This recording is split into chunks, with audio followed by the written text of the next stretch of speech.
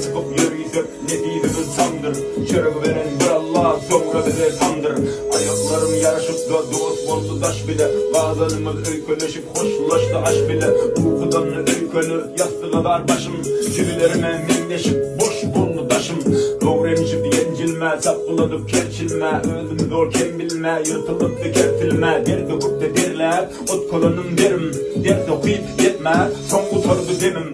Gariplikte tanıdım dost bilen düşmanı. Gariplikte gördüm ben gözlerden düşmanı. Gariplikte gördüm ben odalıkta öçmanı. Gariplikte gördüm ben gayelerden uçmanı. Köyle bu köyle, kuşlu öyle. Tamam o yok derdi, o kızı beyle.